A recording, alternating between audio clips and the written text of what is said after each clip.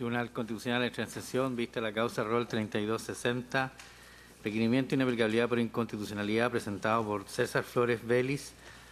respecto a las partes que indica de los artículos 29 y 54, número 1 de la Ley de Impuesto a la Renta, de acuerdo a la redacción que estos tenían en el año 2012. Tiene la palabra la señorita Pilar Arellano. Gracias, señor presidente.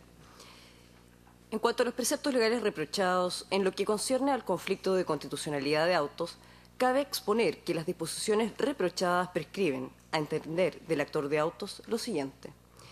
El artículo 29 dispone que constituyen parte de los ingresos brutos las rentas devengadas del contribuyente, norma que viene a constituir la base imponible del impuesto de primera categoría.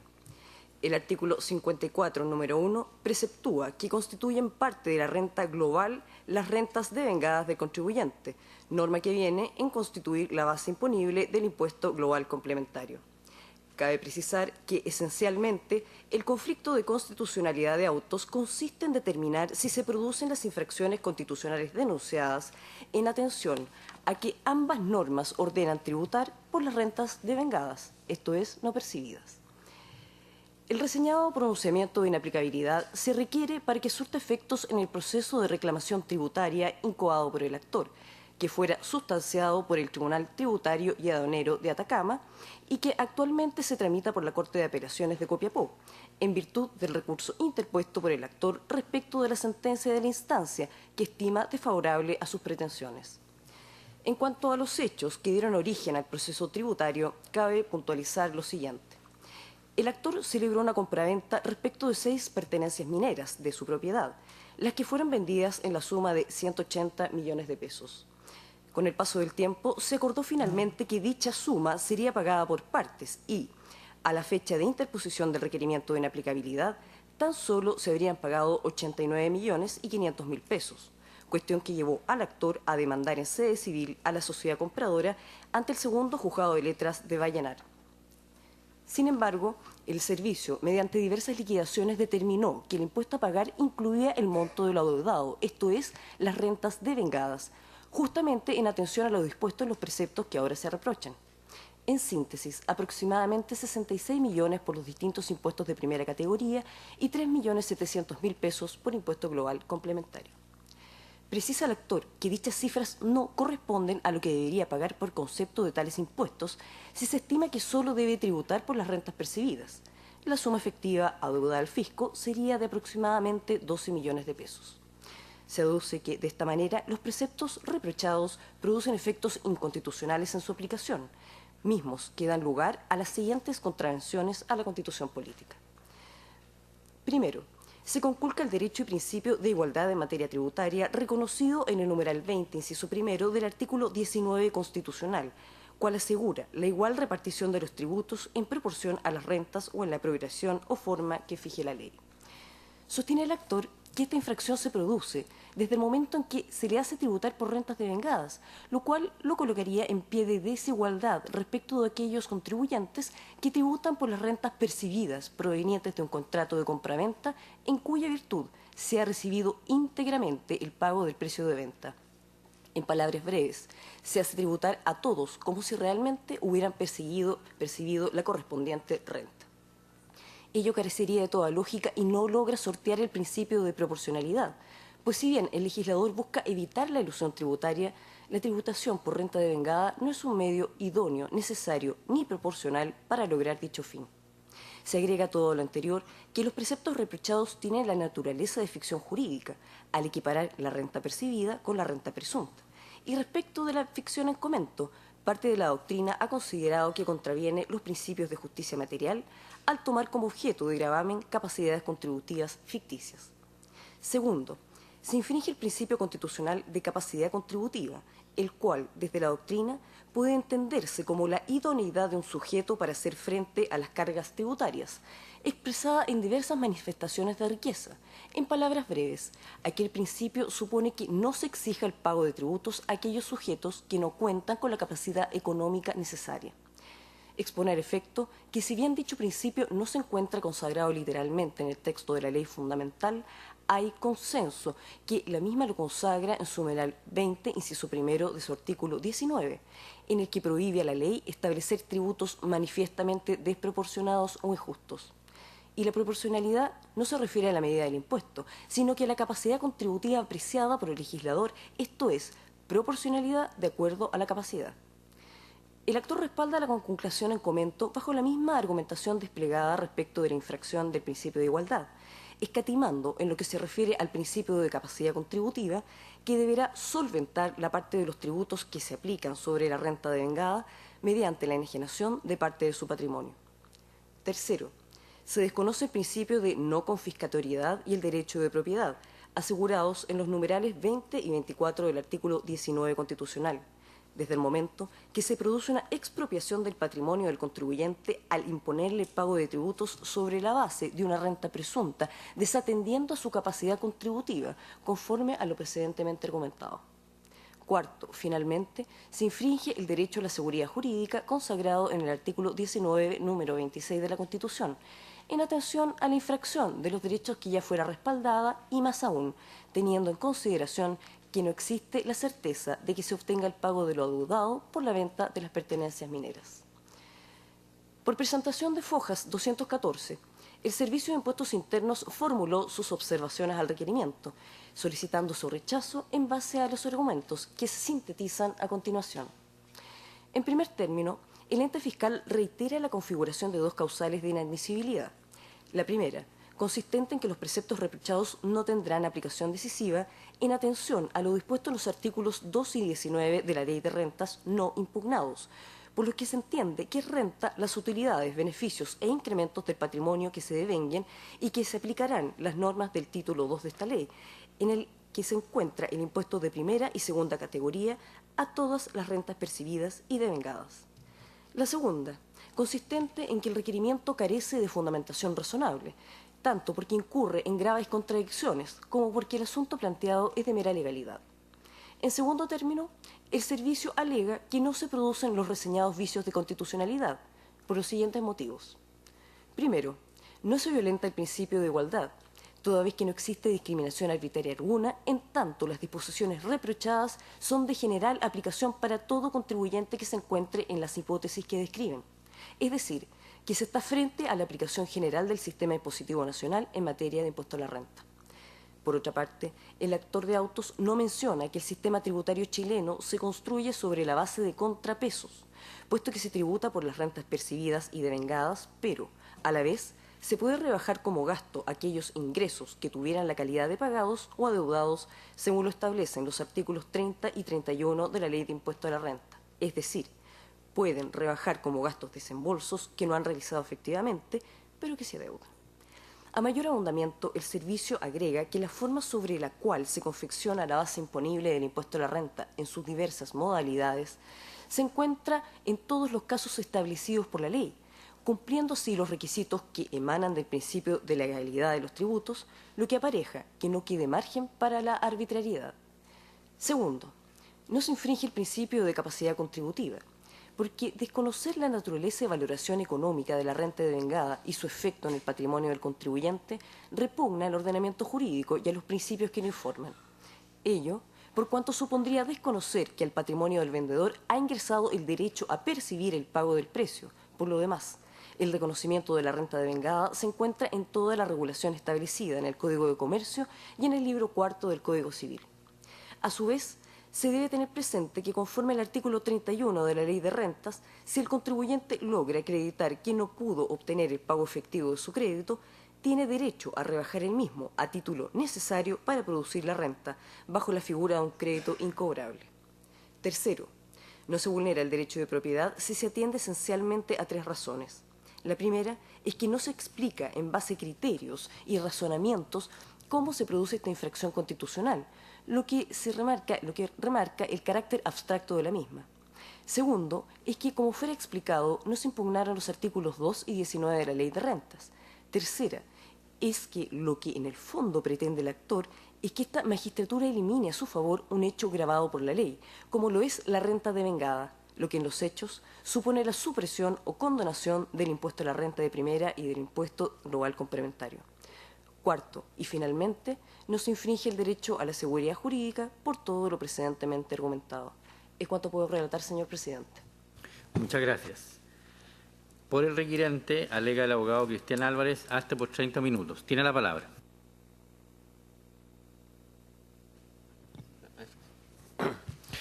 Buenos días, excelentísimo tribunal. Por la parte requirente en estos autos sobre requerimiento de inaplicabilidad en relación a los artículos 29 y 54 de la Ley del Impuesto a la Renta, de acuerdo a la redacción que estos preceptos tenían en el año 2012, es que vengo a solicitar desde ya el más completo acogimiento del presente requerimiento de inaplicabilidad, de acuerdo a las razones que a continuación paso a expresar. Antes que todo, vuestra señoría excelentísima, voy a hacer presente una cuestión importante. Independientemente que se acoja o se rechace el presente requerimiento de inaplicabilidad el día de hoy, esta oportunidad puede ser la oportunidad en que este tribunal se pronuncie definitivamente respecto a la definición o alcances de ciertos principios sustantivos que rigen la tributación, a saber, el principio de igualdad tributaria, diferenciándolo de la generalidad tributaria o la igualdad de la ley,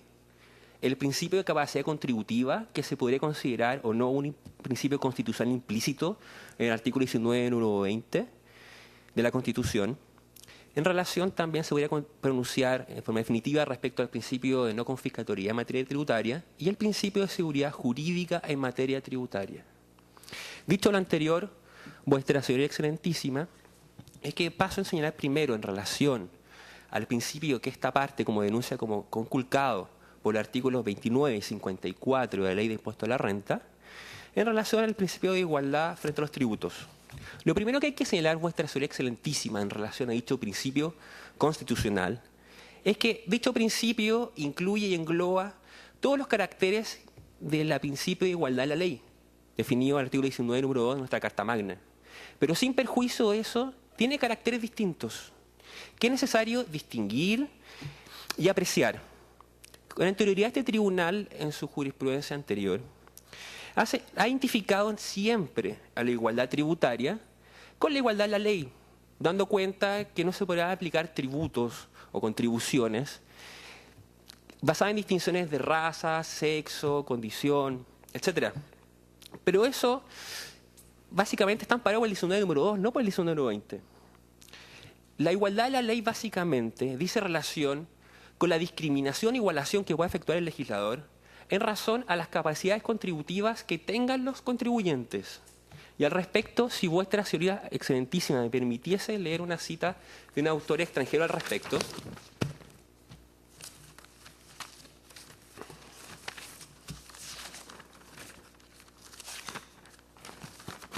Así vuestra señoría, el autor español, don Álvaro Rodríguez Veré, hijo, en su obra El sistema tributario de la Constitución, publicado en la Revista Española de Derecho Constitucional, de los meses de septiembre a diciembre del año 1992, año 12, número 36, página 46, señala: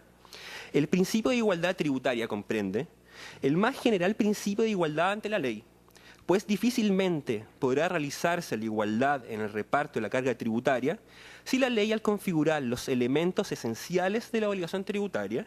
de un modo arbitrario y no razonable, trata de manera discriminatoria o desigual a los sujetos en relación con presupuestos de hecho indicativos de capacidad económica sustancialmente idénticos. Al respecto también,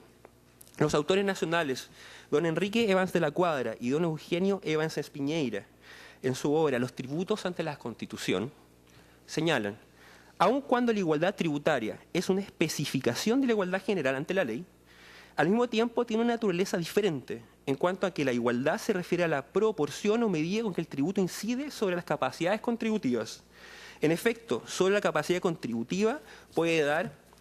una medida segura y determinable de cuál es el sacrificio económico que han de sobrellevar los ciudadanos. Entonces, vuestra señoría, sabemos que la igualdad tributaria se debe efectuar a igual o distintas capacidades contributivas. En consecuencia, en este caso nos enfrentamos ante un juicio de igualdad. Y en este juicio de igualdad, nuestro término de comparación necesariamente van a ser dos tipos de contribuyentes. Aquellos que deben de tributar o se les exige tributar exclusivamente por una renta que se devengó o una renta percibida o renta devengada que en su momento efectivamente percibió, y aquellos contribuyentes generan una renta, en este caso por la enajenación de balsa minera, y que en ningún caso percibieron la mitad del precio, en este caso la mitad de 180 millones de pesos. Entonces, en primera comparación, teniendo claro que es contribuyente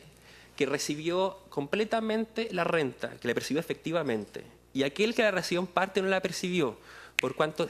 parte de la renta devengada jamás fue percibida, ese es nuestro término de comparación. Hoy, término de comparación, tenemos que suponer que el término de comparación debe tener fundamentos plausibles, razonables o ponderados por el legislador. Cosa de forma tal que no lo torne irrazonable o arbitrario. Dicho esto, para saber si esta fundamentación es razonable, se atiende a la causa de la discriminación, a la finalidad de la misma, al propósito que tuvo el legislador al señalar dicha discriminación. En este caso, se puede señalar, quizás se podría decir,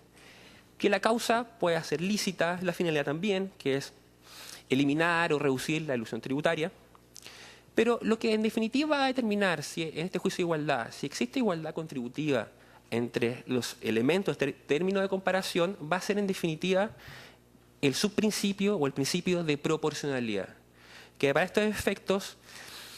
en caso de colisión de principios de derechos constitucionales, va a determinar cuál se aplica en términos de otro o va a permitir la máxima satisfacción de ambos principios con una adecuada armonía. Como bien sabe este tribunal, dicho principio tiene tres subprincipios: el de idoneidad, el de necesariedad y el de proporcionalidad en el sentido estricto. En este caso me quiero profundizar necesariamente respecto al principio de necesariedad, que sin lugar a dudas presupone la idoneidad. Necesariedad en cuanto, en este caso, deben haber más de una forma de lograr el fin que desea el legislador. En este caso, evitar la elusión tributaria. El legislador en este caso señaló lo siguiente. Dijo, en caso que incluso se devengue la renta durante el año tributario, debe tributar por la renta devengada, incluso aunque no la haya percibido. En un sistema tributario en el cual se basa en la autodeclaración del contribuyente, el contribuyente podrá declarar o no toda la renta que se le haya devengado en el año tributario respectivo o no haberla declarado. En este respecto, podría estar en los siguientes supuestos para establecer este juicio o este subprincipio de necesariedad. Podría ser que una forma de hacerlo era que el contribuyente tributara por la renta devengada, u otro que tributara por la renta efectivamente percibida y luego tributara en los años que lo fuera percibiendo, luego incluyendo su base imponible el año del impuesto de la renta de año respectivo. Sucede, vuestra señoría, que existiendo aquellas dos alternativas, el legislador tendría que haber elegido la que era menos lesiva para los derechos fundamentales. En este caso, era menos lesiva e igualmente se satisfacía el propósito del legislador de evitar o moderar la elusión tributaria si hubiese establecido que el contribuyente hubiese tributado en base a renta efectivamente percibida. Pues de igual forma, en base a la autodeclaración que hubiese regido en los dos supuestos, igual hubiese señalado o hubiese dado cuenta al Servicio de Impuestos Internos de las rentas que hubiese percibido. Incluso podría informar que está devengada, pero se podría ser exigible una vez que él declare que efectivamente fue percibida. Y para lo cual el Servicio de Impuestos Internos cuenta con las herramientas necesarias para poder fiscalizar si efectivamente fue percibida o no, como también lo cuenta para determinar si fue devengada o no aquella renta. Entonces, dándonos cuenta que en definitiva no se lesiona o no se infringiría o no iría contra el propósito del legislador de moderar la elusión tributaria, si hubiese elegido que hubiesen tributado por renta efectivamente percibida y en base a autodeclaración, en caso alguno hubiese aumentado la elusión tributaria, que era el fin del legislador, evitar la elusión. En consecuencia, dándonos cuenta de que en este caso se puede evitar la elusión tributando por renta efectivamente percibida o renta devengada, el legislador tendría que haber optado por el supuesto o por aquella fórmula legislativa que lesionaba menos un derecho fundamental, como el derecho de igualdad. En este caso, mi patrocinado, mi cliente, se ve obligado a tributar por una renta que en parte fue devengada, pero jamás fue percibida, a lo cual dio lugar a un juicio de resolución de contrato de relación a las compraventas de unas pertenencias mineras ubicadas en la comuna de Ayenar. Entonces, vuestra señoría, en este caso, claramente hay una desigualdad o una equiparación arbitraria, mejor dicho, entre el contribuyente que percibió toda su renta y aquel que no la percibió. En consecuencia, mi patrocinado en este caso implica una detracción de dinero de fondos caudales de él que tendrá que solventar a cargo de otras rentas o otros bienes de su patrimonio, siendo que jamás percibió aquella renta en relación a la cual se lo iría a tributar, lo cual implica una clara manifestación de una infracción del principio de igualdad en materia tributaria. Por otra parte, vuestra señoría, en relación al principio de capacidad contributiva, este es un principio se puede quedar implícito en la Constitución, a menos que se entienda que el inciso segundo del artículo 19, número 20 de nuestra Carta Fundamental, a la frase que señala que prohíbe los tributos manifiestamente injustos y desproporcionados, se entienda que incluye el principio de capacidad contributiva o capacidad económica. Este es un principio que en la doctrina y jurisprudencia internacional se encuentra latamente desarrollado. Este es un principio que en algunas constituciones se consagra expresamente, como es el caso de las constituciones italiana y española. Y también existe en otros ordenamientos jurídicos constitucionales en que se señala que también se encuentra presente, pese a no estar expresamente señalado en el texto de los textos fundamentales correspondientes, como es el caso de la Constitución argentina, la peruana y podríamos decir que la chilena. A su respecto, su señoría quisiera leer unas breves definiciones sobre aquel principio para que el tribunal tenga claridad a dicho respecto.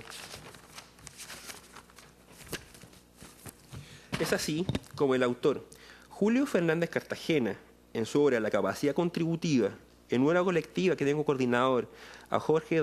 Danós Ordonés, obra titulada Temas de Derecho Tributario y Derecho Público, editado en Lima por editorial Palestra Editores, del año 2006, página 171, señala: no obstante,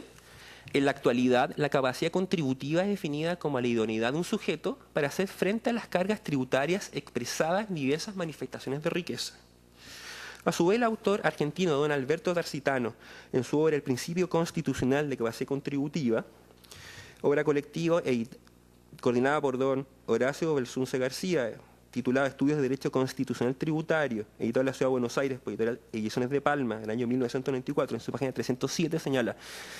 una aptitud del contribuyente para ser sujeto pasivo de obligaciones tributarias, aptitud que viene establecida por la presencia de hechos reveladores de riqueza, capacidad económica, que luego de ser sometidos a la valorización del legislador y conciliados con los fines de naturaleza política, social y económica, son elevados al rango de categoría imponible. Y finalmente el autor argentino Gustavo Naviera Casanova señala al respecto también en su obra El principio constitucional de no confiscatoriedad tributaria, editado en Buenos Aires por editorial Abeleo Perrot, el año 2012, en página 158, señala: puede entenderse la capacidad contributiva como referir a la causa por la cual se establece la obligación de contribuir, fuente de la imposición, y también entenderse como criterio conforme al cual se debe realizar el reparto de la carga tributaria, es decir, la medida de la contribución. Entonces, ya has descrito el principio de capacidad contributiva, o también conocido como capacidad económica, es necesario establecer si al respecto se ha diferenciado arbitrariamente entre capacidades contributivas distintas al establecerse que se deba tributar por una renta meramente devengada y no efectiva o totalmente percibida, en comparación con se puede señalar en relación con un contribuyente que efectivamente haya percibido la totalidad de su renta. A dicho respecto, es importante tener presente que al obligarse a tributar a una persona que no haya efectivamente recibido la totalidad o integridad de su renta, se está obligando a tributar por una renta en parte ficticia. Entonces, se está equiparando al mismo nivel a quien recibió o está disfrutando del fruto de una enajenación o de una renta con aquel que no lo recibió e incluso está haciendo ingentes esfuerzos para poder recuperar la prueba minera o, en defecto, obtener el cumplimiento del contrato por el cual se iba a generar aquella renta. Es así como en la doctrina extranjera se ha señalado que al fijarse o establecerse capacidades contributivas ficticias o indiciarias, ello viene a contravenir necesariamente el principio de capacidad contributiva. Es así como expresamente autorizados autores extranjeros han manifestado a dicho respecto, como puede ser el autor Miguel Gutiérrez, en su obra La ficción, el ordenamiento tributario y su limitación constitucional, en Revista Española de Derecho Financiero y de Hacienda Pública, número 114, del año 2002, página 135, quien señala: las ficciones, al ser consideradas como verdaderas declaraciones normativas de derecho sustantivo y por tanto situadas fuera del campo probatorio, pueden lesionar los principios de justicia material. En este sentido, al crearse mediante la ficción una realidad jurídica partiendo de una realidad natural a la que contradice, probablemente estén tomando como objeto de gravamen capacidades contributivas ficticias, con el peligro que ello conlleva desde el punto de vista del principio de capacidad económica. En este caso, mi representado, de los 180 millones de pesos, solo recibió 95 millones. De haber tributado por 95 millones, tendría que pagar un impuesto de primera categoría en alrededor de 12 millones de pesos. Pero, dada la atención que se está obligando a tributar por el total, es decir, 180 y no 95 millones de pesos, estaría a tributar por cerca de 32 millones de pesos. En consecuencia, se está obligando a tributar en parte por una renta que es ficticia, que eso está fijada por una mera ficción jurídica y no da cuenta de una capacidad contributiva real. En consecuencia, se está lesionando el principio de capacidad contributiva, capacidad económica del que goza mi representado, al hacerse tributar por una renta ficticia, razón también por la cual debe acogerse el presente requerimiento, declarando inaplicable los artículos 29 y 54 de la Ley de Impuesto a la Renta. También esta parte ha señalado que se infringiría el principio de no confiscatoriedad en materia tributaria y el derecho de propiedad. Hablar de confiscación en el ámbito tributario son una paradoja, en el sentido de que necesariamente la imposición es una detracción de recursos del aparato público que hacen razón al contribuyente sin necesariamente recibir una contraprestación. Se usa esa denominación dado que la actividad extranjera es la denominación que se utiliza y es la común y corriente. Pero en realidad lo que se sanciona es el efecto confiscatorio de la tributación.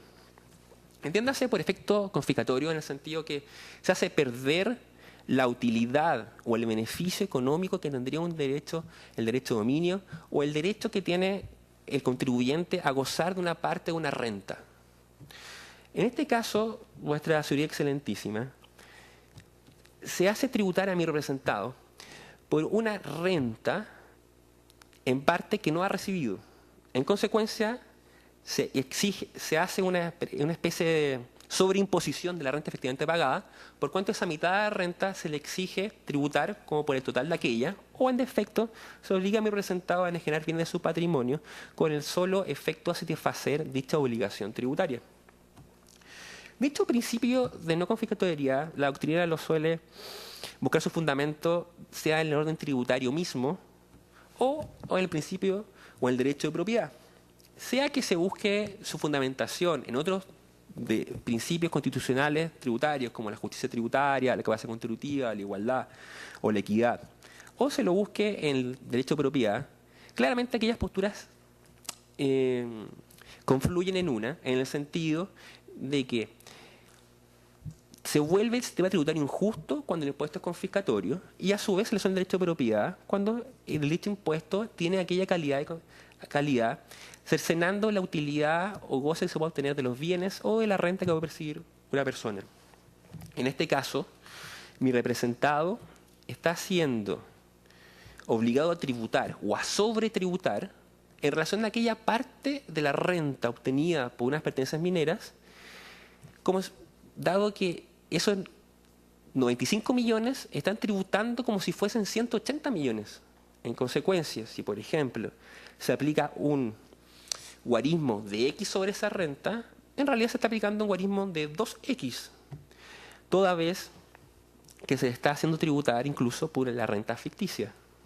O necesariamente se obligan a generar bienes para satisfacer una obligación tributaria que tiene como hecho grabado una generación de renta necesariamente ficticia. A dicho respecto, es importante traer a colación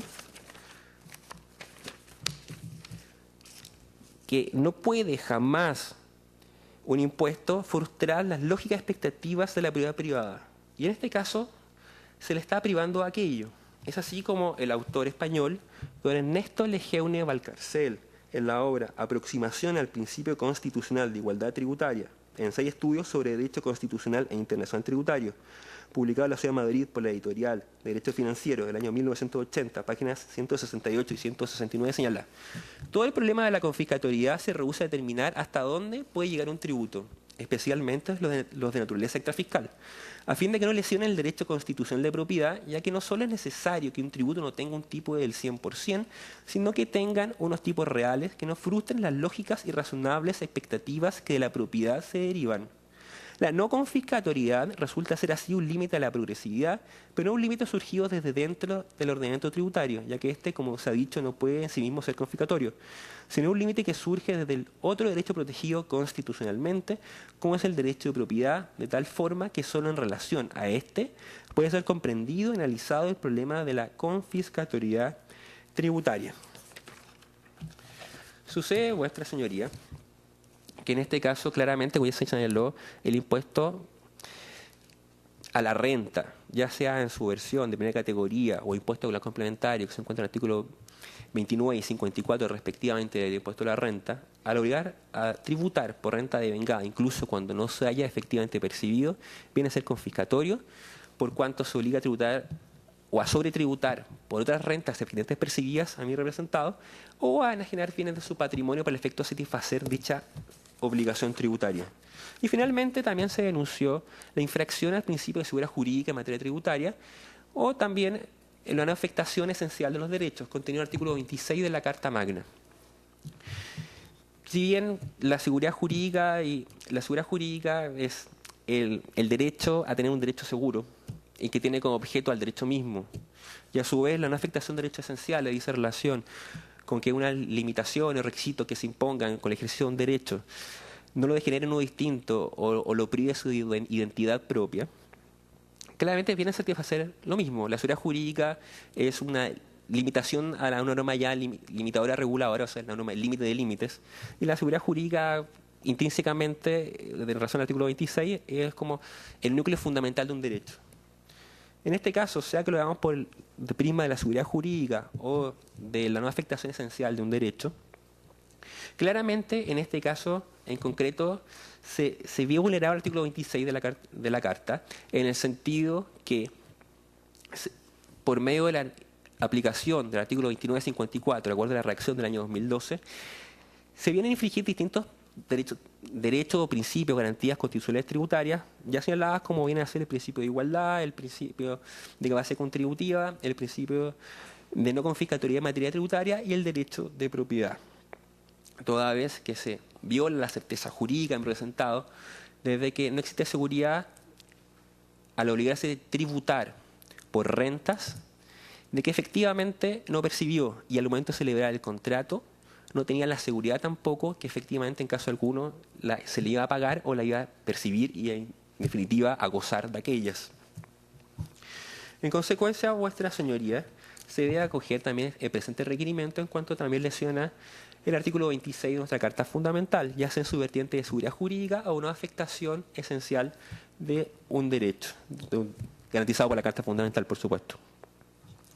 Al respecto, también quiero hacerme cargo de unas alegaciones efectuadas por el Servicio de Impuesto Interno, en cuanto el servicio señala que, sin perjuicio que se vienen vulneradas estas garantías fundamentales,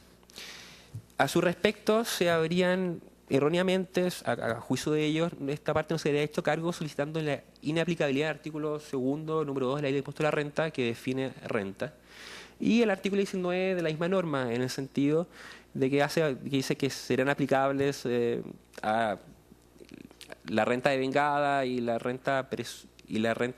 percibida a los restantes artículos de la ley. Lo cierto, su señoría, que esta parte solicitó de forma correcta la aplicabilidad del artículo 29 y 54, en el sentido que en ellos se señala como base imponible de la obligación tributaria, que también se incorporarán respectivamente a los ingresos brutos o a la renta global las rentas devengadas. En consecuencia, basta con solicitar la inaplicabilidad de aquellos preceptos legales para que se pueda acoger el presente requerimiento de inaplicabilidad, pues basta con que sea inaplicable la integración de la renta devengada a las bases imponibles de los respectivos impuestos, para que así, en definitiva, se pueda hacer justicia y se permita a mi contribuyente, en este caso particular, solo tributar por la renta efectivamente percibida, es decir, por el fruto que él recibió por la enajenación de 6 pertenencias mineras durante el año 2012. A modo de síntesis y de conclusión, vuestra señora ilustrísima, es que esta parte viene a solicitar que se acoge el presente requerimiento de inaplicabilidad formulado en contra del artículo 29 y 54 de la Ley de Impuestos a la Renta, de acuerdo a su redacción que tenía del año 2012, en cuanto integran la base imponible de dichos impuestos las rentas devengadas, sin perjuicio de que hayan o no efectivamente percibidas. En consecuencia, eliminándose, para este caso en concreto, la relación a la renta devengada, solamente se debería aplicar en el caso en concreto una obligación de tributar solo sobre base de renta efectivamente percibida.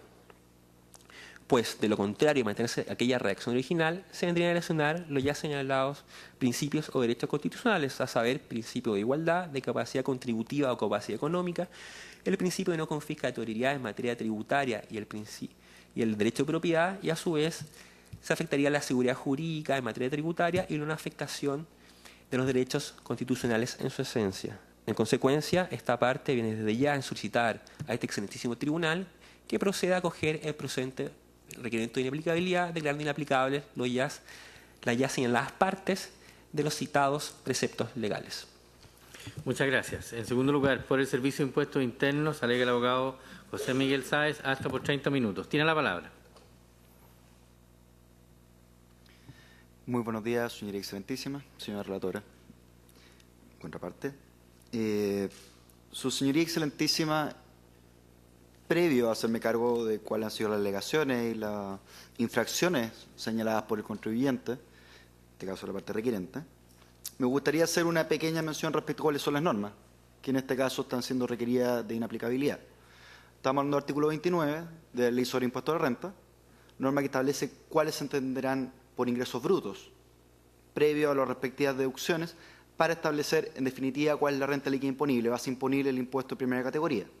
En el caso del artículo 54, estamos hablando de la denominada renta bruta global, que produce el mismo efecto, pero a nivel de impuesto global complementario. Dicho lo anterior, señoría excelentísima, me gustaría hacer una referencia un poco genérica antes, reitero, de ir punto por punto. En efecto, mi contraparte ha señalado como un sustento a todas las infracciones a la Constitución que le ha señalado que se observarían respecto a estas dos normas, una situación de justicia material. Él señala que en definitiva no corresponde que se deba tributar respecto a rentas que no han ingresado materialmente al patrimonio, porque en definitiva eso afectaría notoriamente los principios constitucionales señalados. Dicho lo anterior, me gustaría ir por cada uno de los principios que él ha hecho mención. En primer lugar, respecto al principio de igualdad frente a los tributos. Como muy bien señala mi contraparte, este principio se encuentra asociado directamente al principio de igualdad ante la ley, establecido en el artículo 19, número 2 de nuestra Carta Magna. Señala en el caso que estaríamos en presencia de una discriminación arbitraria al momento que se establece una ficción jurídica por parte del legislador, en el momento en que señala que la renta percibida, la renta devengada, disculpen, tendría el mismo efecto que la renta percibida. Por lo tanto, se vería notoriamente afectado el derecho, por ejemplo, de la propiedad del contribuyente. Respecto a dicha situación, debemos señalar que el fundamento del principio de igualdad ante la ley hace referencia a que existe un límite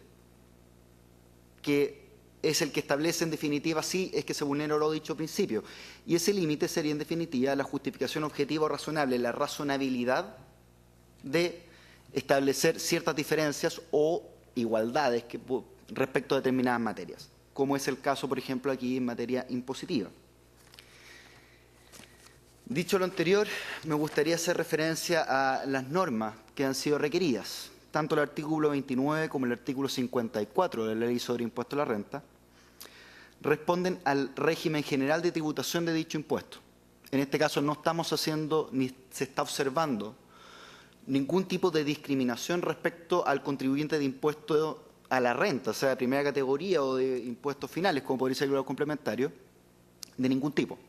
Aquí no existen normas especiales, no estamos haciendo referencia a algún tipo de excepción establecida en la ley. Este es el régimen general,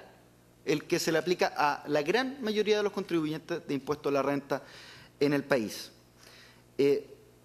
Nos parece que, por el contrario de lo que señala la parte requirente, aquí estamos en presencia de una clara muestra y un ejemplo de igualdad frente a los tributos. Aquí no se está estableciendo ningún tipo de diferencia arbitraria respecto a los contribuyentes, sino por el contrario, hay un reconocimiento del tipo de renta establecido por el propio legislador y a nuestro juicio también reconocido por la Constitución misma, respecto a qué es lo que se va a entender por los ingresos que deben tributar impuesto a la renta. ¿Qué es lo que se entiende por renta? Tal como señaló correctamente la señora relatora, respecto a la herramienta, a la forma en que opera el impuesto a la renta, este régimen establece un sistema de contrapesos, porque lógicamente hace mención y analiza el tipo de situaciones que ha presentado, en este caso, de la parte requirente. Por ejemplo, los ingresos, tal como está establecido en el artículo 2 de la Ley sobre Impuesto a la Renta, reconocido como renta propiamente tal, pueden generarse por vía de renta percibida como vía renta devengada. En el caso de la renta percibida, la que ingresó materialmente al patrimonio. El caso de renta devengada es sobre la cual se tiene un crédito que, aun cuando no puede ser actualmente exigible, sí pertenece y tiene una valoración económica para el contribuyente. Sobre la misma operatoria de la renta líquida imponible, opera posteriormente, digamos, el artículo 29, artículo 30 y 31, que estamos hablando de normativa de costos y gastos necesarios para producir la renta. En dicha operatoria se reconoce respecto a estas partidas que ellas pueden ser rebajadas en el caso de que sean pagadas o que sean adeudadas en el ejercicio. Eso implica que puede significar un egreso patrimonial efectivo o una obligación por parte del contribuyente. Si ustedes ven, aquí opera efectivamente en forma perfecta la forma de determinación del impuesto, reconociéndose para ambos casos que por un lado está el egreso o ingresos patrimoniales efectivos y los derechos asociados que tienen una valoración patrimonial y que deben ser reconocidos por el legislador. El concepto de renta que está establecido en la Ley sobre Impuestos a la Renta establece artículos en sus numerales 1, 2 y 3, que se entiende por renta, la que por lo demás señala que se entenderá todo aquel utilidad o enriquecimiento que se genera, sea tanto a nivel, sea devengada o sea percibida, y establece posteriormente, como previamente señalé, qué es lo que se va a entender por renta devengada. No se observa en esta operatoria, como le he señalado, ninguna forma en que se afecte la igualdad ante la ley, de ningún tipo. Todos los contribuyentes de impuesto a la renta tendrán el derecho, así como tendrán la obligación de registrar por lo demás, respecto a sus ingresos brutos, toda la renta que ha ingresado a su patrimonio, como todas respecto a las cuales tiene un derecho exigible sobre el mismo. Tendrá también el derecho de poder rebajar todos los gastos y costos que haya egresado de su patrimonio, como los que tanto adeude. Por ende, la verdad es que no se puede observar de qué forma se vulnere el principio de igualdad ante los tributos, señora excelentísima. Respecto a la afectación al principio de capacidad contributiva señalada por el requirente, él hace referencia a que estamos en presencia de una renta inexistente. Esos son los términos en los cuales ha planteado este tipo de ingresos. La verdad es que parece sorpresivo que exista un desconocimiento respecto a la valoración económica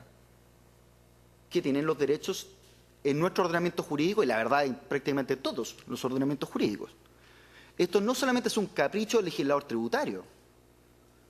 El reconocimiento del valor económico de los derechos personales lo vamos a encontrar en el Código de Comercio, lo encontramos en el Código Civil, en el libro cuarto, que no sé si necesariamente es el más importante, pero a lo menos es el más extenso de dicho cuerpo legal, existe todo un desarrollo, reconocimiento y valoración respecto a los derechos personales que existen entre los ciudadanos. Por ende, tampoco nos parece que exista en este caso algún tipo de vulneración a la capacidad contributiva. Simplemente sería desconocer la valoración económica de los derechos personales que existen y que, por lo demás, no solamente son reconocidos a nivel del ordenamiento jurídico, la normativa, reglamentaciones contables del mundo entero, no solamente alguna aplicación en Chile, le dan pleno conocimiento y valoración económica a los mismos. Así se puede observar, por ejemplo, que en cualquier balance que ustedes puedan analizar o puedan leer, van a aparecer cuentas por cobrar, cuentas por pagar. Todos son derechos personales que tienen una valoración económica. Eso está reconocido. No existe ninguna diferenciación respecto a esa materia que uno pudiese analizar o observar en algún ordenamiento jurídico, ni siquiera en las constituciones, menos la nuestra. De hecho, nuestra Constitución, respecto al derecho de propiedad, reconoce expresamente el derecho sobre los bienes incorporales, dentro de los cuales se incorporan los derechos personales. Ha establecido nuestra Carta Magna que solamente tendrá que operar vía tiene la misma valoración, me refiero yo, que algún bien corporal, digamos. No puede ser desconocido dicha situación y que tenga un valor inferior o simplemente no exista, como dice el contribuyente, hablando de una renta inexistente.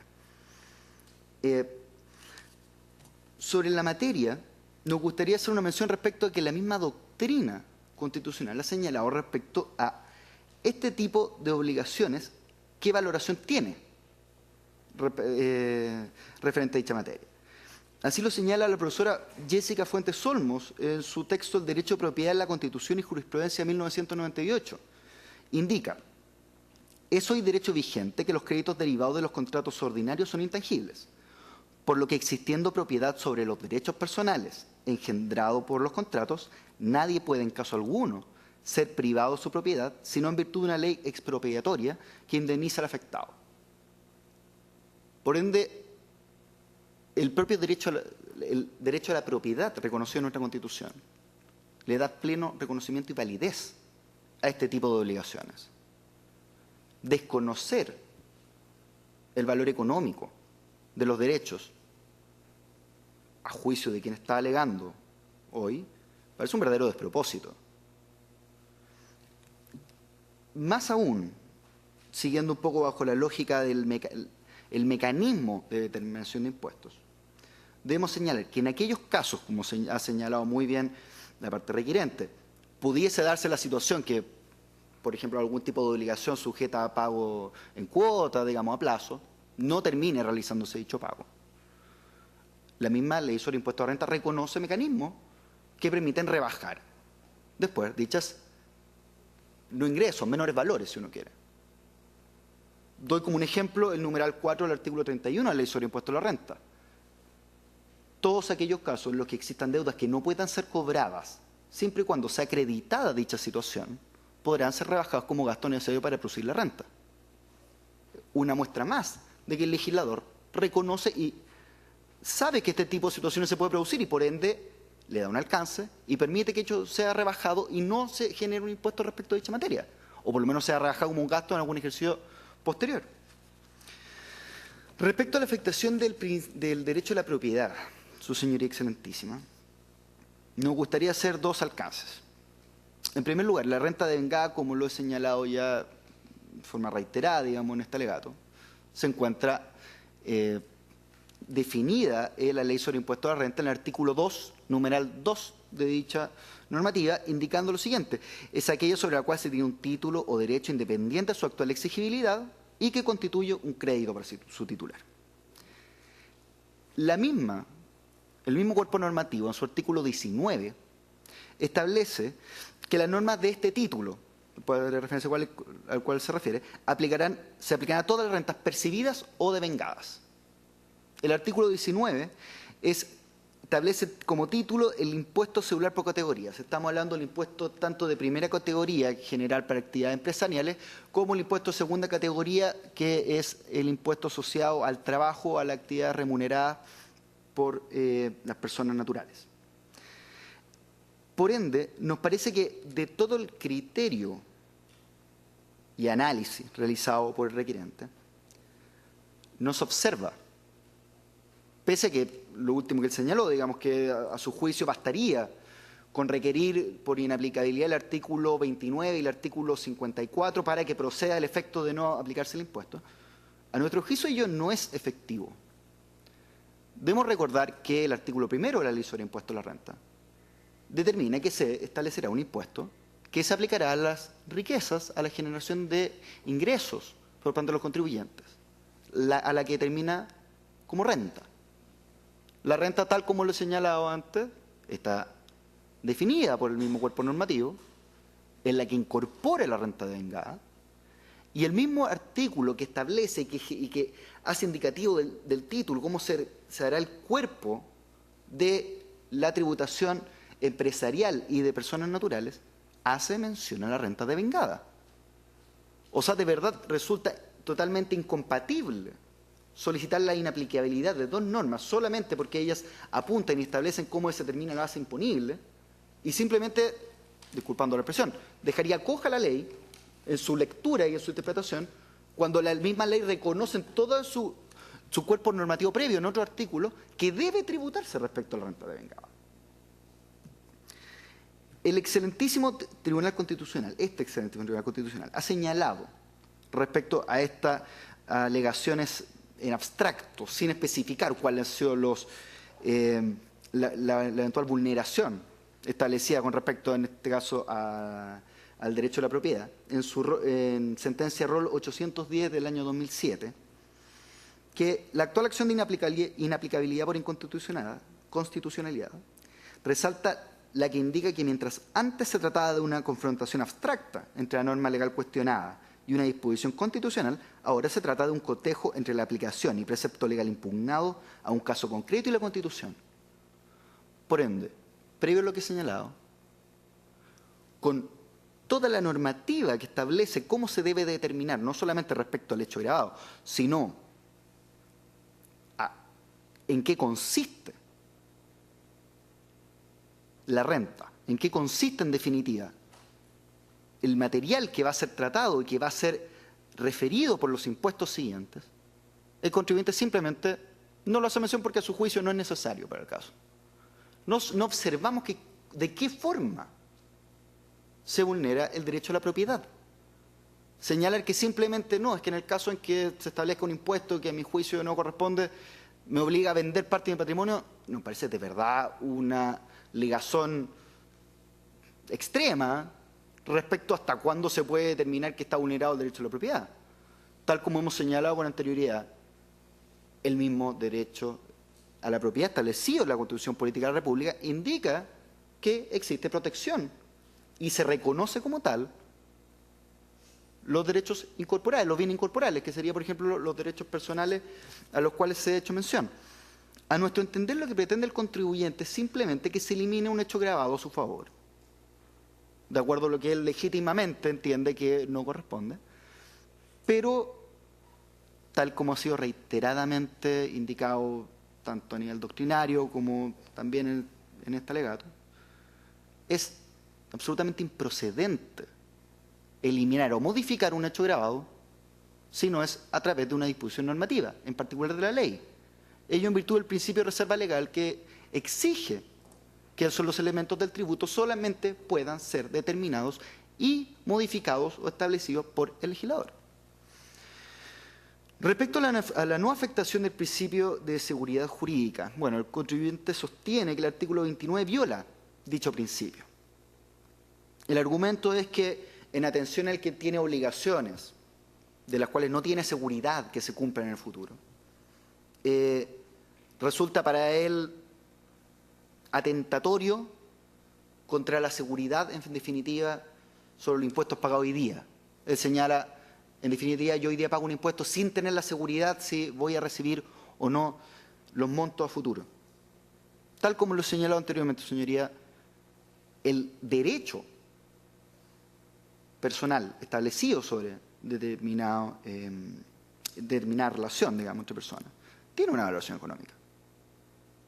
Uno puede vender sus derechos personales. Son reconocidos a nivel contable los derechos personales. Los valores existen. Eso tiene una valoración. Simplemente asumir que porque no ha ingresado materialmente a su patrimonio determinada renta ya no existe, la verdad es que resulta inexplicable y no tiene sustento respecto tanto del ordenamiento jurídico, la Constitución, ni los preceptos o normativa contable respecto a la materia. El profesor Ricardo Walker Mena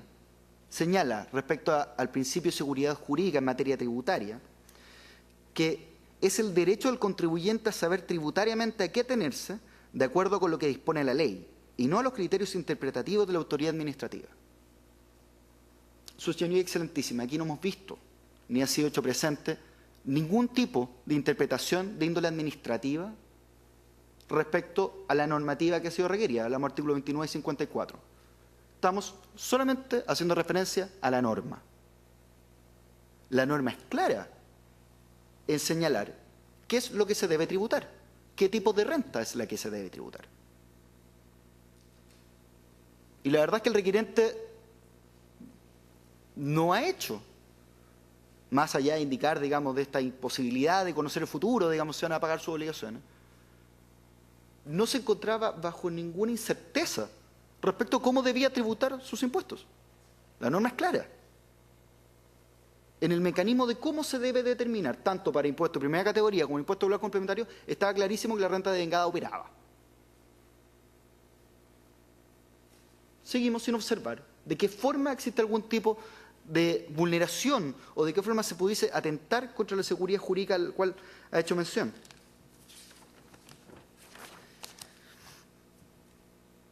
Es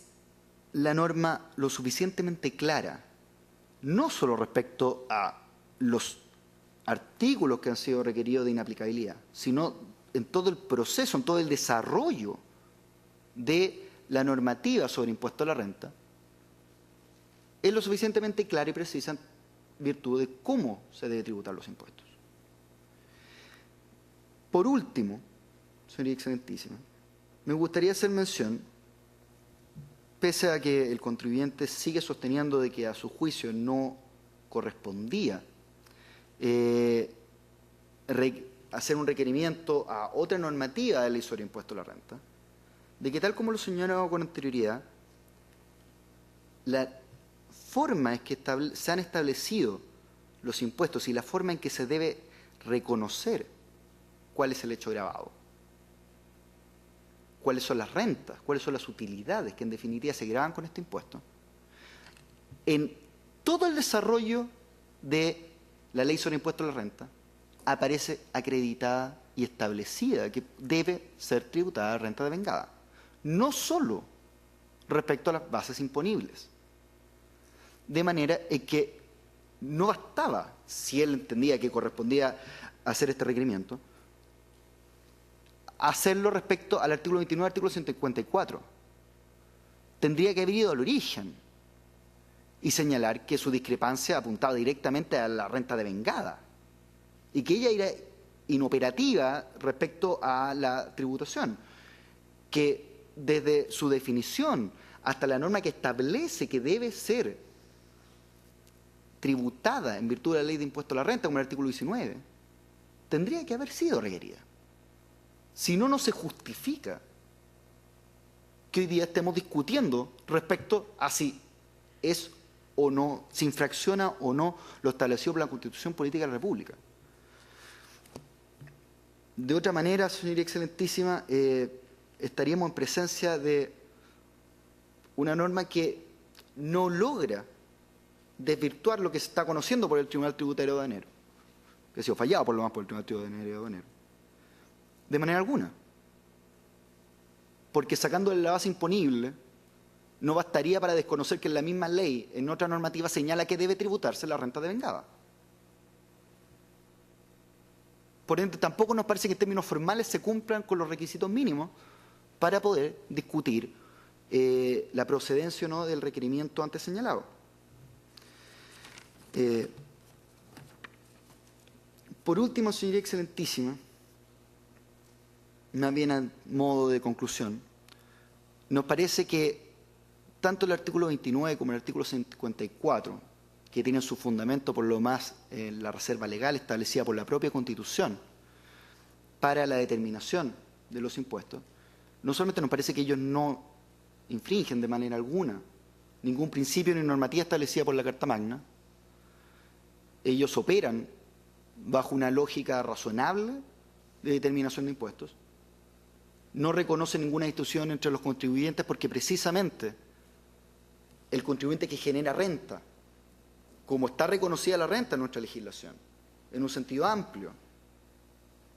es perfectamente operativa la norma establecida. Ella no infringe de manera alguna los preceptos establecidos por nuestra Carta Magna. Reconocen dichos principios. Y más aún, como les dije antes, respecto a el resto de la normativa de la Ley sobre Impuestos a la Renta, que permite hacer rebajas, por ejemplo, o incluso reconocer determinado ingreso como ingreso no renta, incluso. La verdad es que no observamos de qué manera se pudiese haber vulnerado o afectado principio constitucional alguno. Dicho lo anterior, termino mi alegato, señora excelentísima, solicitando que se rechace el requerimiento de inaplicabilidad por inconstitucional presentado por la parte requerente respecto a los artículos 29 y artículo 54, número 1 de la Ley sobre Impuesto a la Renta, al no observarse contradicción en términos concretos, ni siquiera en abstracto, a algún principio o normativa de orden constitucional. Agradeciendo su tiempo, termino mi alegato. Muchas gracias. ¿Alguna pregunta, señores ministros? No, muy bien. Concluida entonces la vista de la causa.